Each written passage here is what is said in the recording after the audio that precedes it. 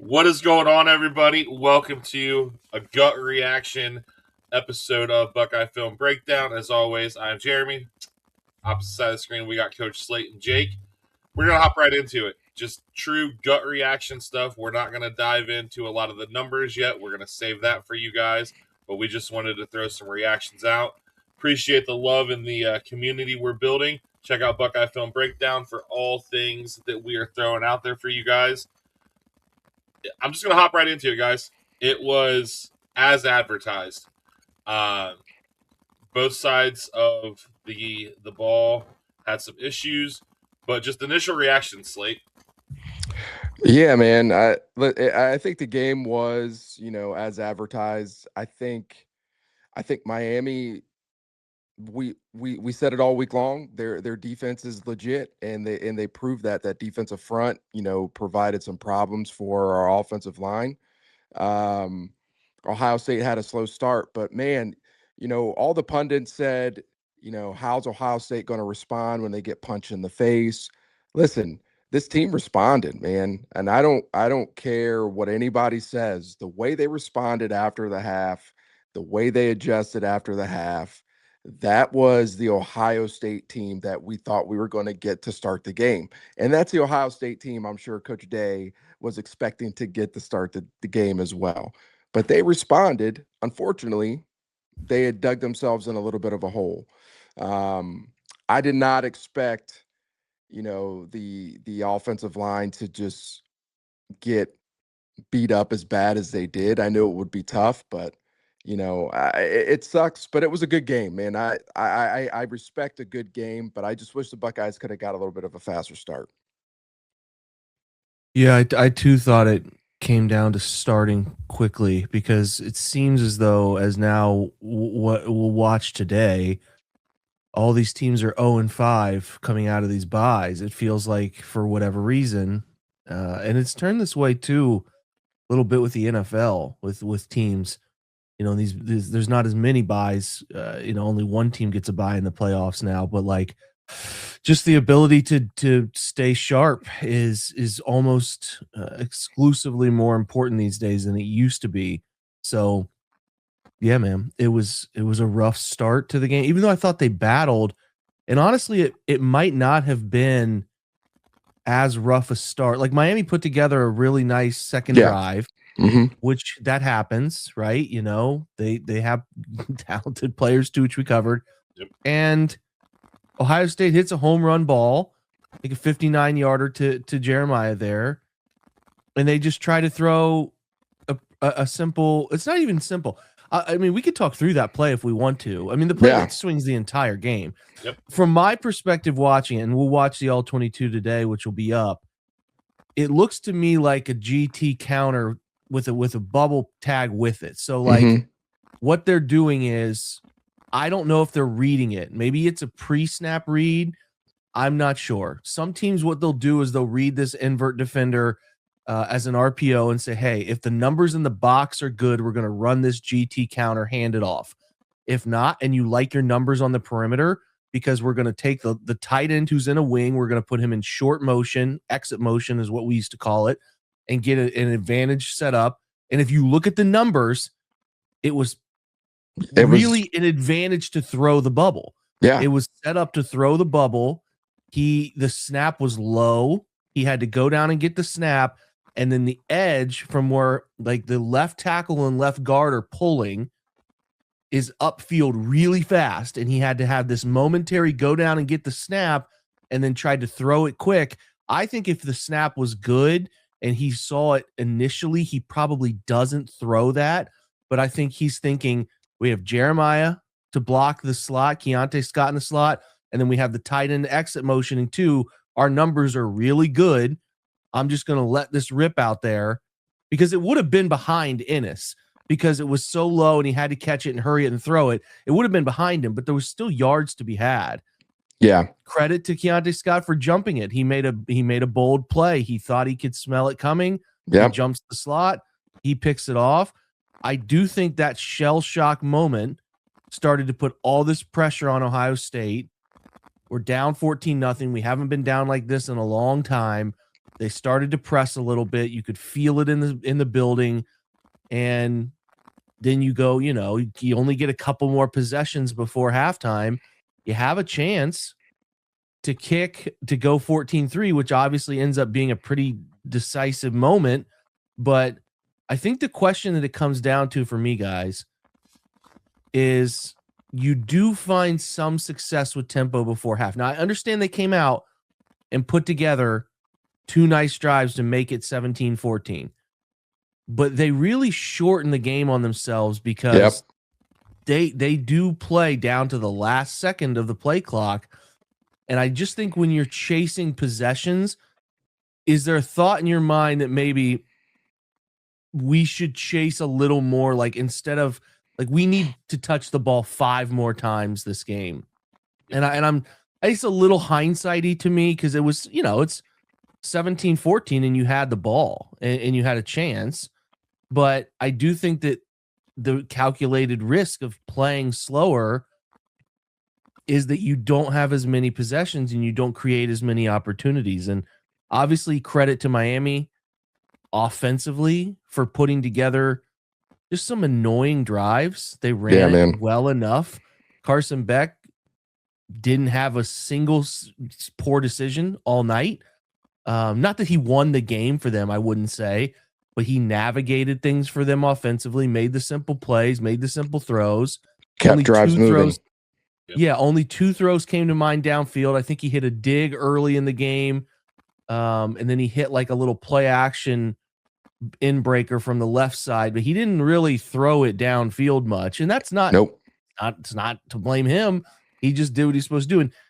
And this is something, honestly, that Julian can learn from, is how he, in moments where the pocket's either collapsing or he doesn't like 1 or 2, he works forward, aggressively forward, and then was able to use his legs to pick up tough yards, just pick up those little amounts of yards. He's not a home run threat, but pick up tough yards. So I think those are 2 really good teams. I think those might be the 2 of the best teams still playing, at least 2 of the premier teams still playing, and they had a chance to win, but the crippling interception and missing a field goal. It comes down to 2 plays, man. Like, the crippling interception and 2 field goals are, kind of what do you in there. And that's just the way it goes in these super tight games, man, where teams are very even, and those teams were very even. There were 2 mistakes made the whole game, and they were both made by Ohio State. Yeah. I go back to the pick 6, that play right there specifically. When I played in college, that was when I had my very first like decleating hit on that exact play, right? Where they got to get the ball out quick. It's going to put this receiver in a tough spot. The receiver's used to attacking the outside shoulder because they think we're going to attack outside to force that back inside.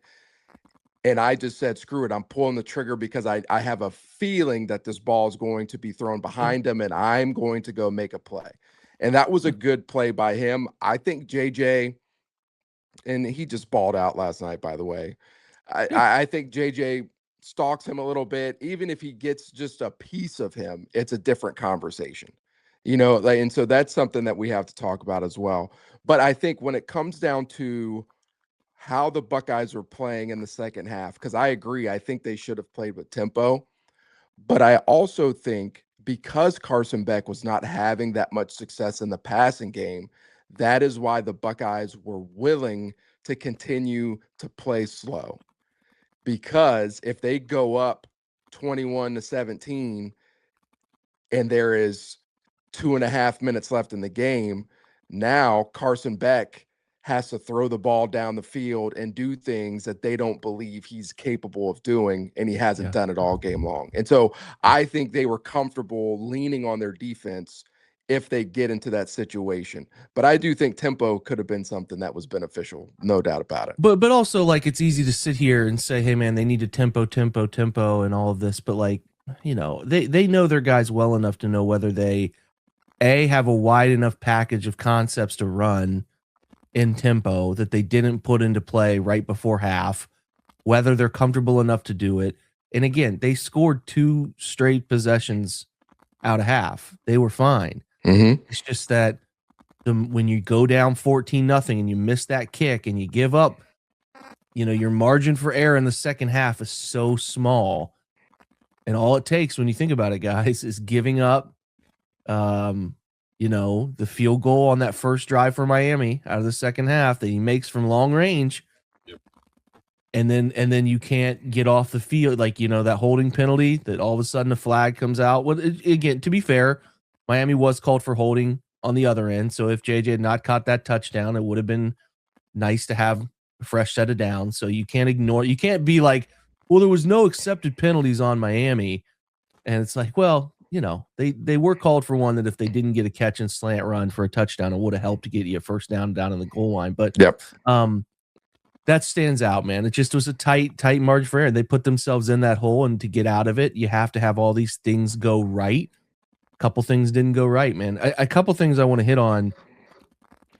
Surprised that they couldn't find ways to stop the run in needed moments. Were you surprised by that, guys? Yeah, absolutely. I mean, I think we were talking during the game, and there was a play, and Slate was lighting Sonny up. And we talked about it all week going into this game. The way you beat Miami's run game is to play sound defense. And Caleb Downs, Caden McDonald, those dudes balled out. Anybody that has an issue with those guys, and honestly, the defense as a whole didn't play atrocious. You had the pick six. You let them score at the end of the game. You gave up 10 points. We said all week Ohio State scores 2 times, they win the game. Take away that, Ohio State scores twice, that's 14-10. So, yeah, I don't know that the defense played as bad as everybody's making it out to be, but obviously, Slate, I'm going to punt that one to you for a little more breakdown there. Yeah, I thought the defense played solid. I don't think it was their best game. I think Miami recognized, and this is a shout out to Coach Chris and their staff. The film, you go watch the film, the Louisville game, some of the clips in the Virginia game or Virginia Tech game, some SMU, all those things. They struggled against the penny front this year, and then that was clear as day on the tape. And so shout out to them for identifying some of the weaknesses of our penny front and attacking them. I think we did not play our most sound game. I think Sonny, for all the great things that he did in the Big Ten championship, I thought he was pretty quiet last night. And obviously we'll have to watch all 22 so we can actually see, was he just actually out there doing his job and not necessarily, having to make a lot of plays? We don't know. But there were just a few plays, man, where I just thought our fits were not the best, 2 guys in 1 gap. There was one time where Jalen McClain inserts down, and it's clear as day that, hey, this safety is going to be, or this receiver is going to be working down into the box to block you and pin you inside. And you work down into the box, and now you and Arvell are both pinned inside into the same gap. And it was just simple reads and simple fits that I know for a fact they worked on in practice and that you walk through all the time, right? It was those type of things that were frustrating in the run game. But nonetheless, the defense still did enough to win the game, in my opinion. The defense did enough to win the game, holding them to 3, even though it was a long field goal. Like you just have that much faith in this offense that they should be able to go out and do what they need to do, especially with JJ playing the way that he was. Like, those are things that you feel like the offense should go take care of business. But I just got to. I'm not going to sit here and critique our defense without watching more film. But I will give some credit to Miami and the way that they adjusted from the struggles they had against the penny front earlier in the year. I'll say too, I thought Miami was physical. I thought they were clearly more physical. I mean, on the other side of the foot, and to close out your defense thoughts, I mean, they created turnovers. 2 more could have happened. Caleb knocks 2 balls out of Malachi Tony's hands that go right back to him. There's more that could have been there, and there's a lot of that those guys will be reliving in their head this morning. And be sick about that stuff. But that side of the football doesn't carry the weight of this.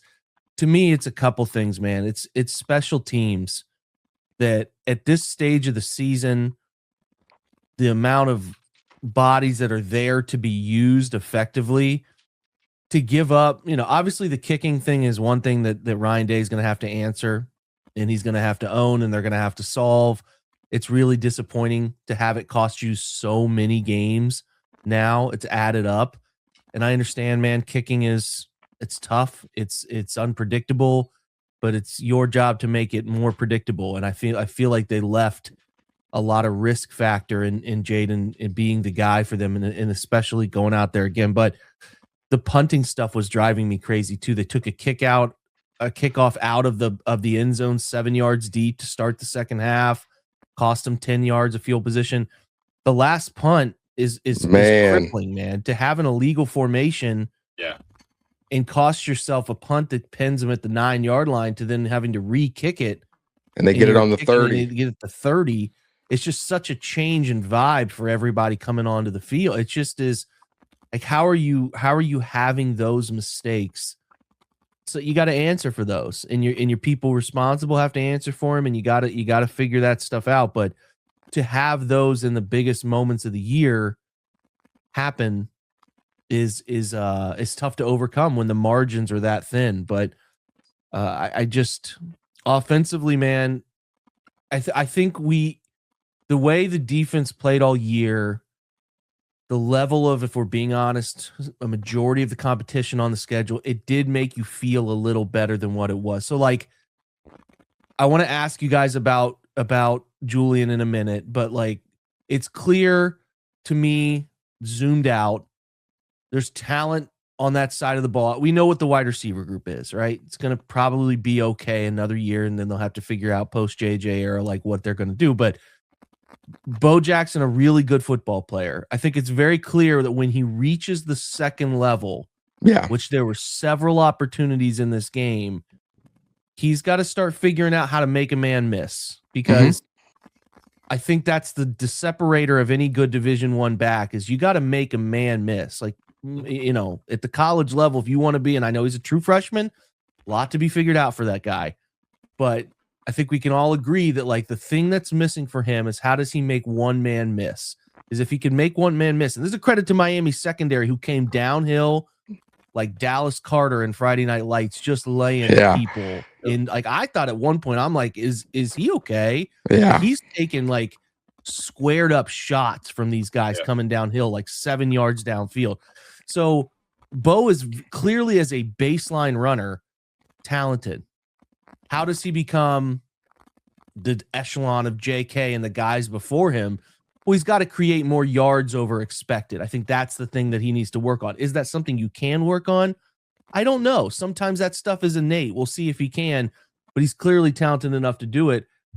The question is, this offense, without the element of Julian being a runner, of any running addition to the offense, that's where I start to like, okay, what is this? Because last night it was clear that when things break down for him, he does not have a next game plan. There were times I thought he just was flat out confused about where he was throwing hot, where the eyes need to be. There were some good play. He had some really nice efforts in the second half. He was not all bad. We're going to cover that.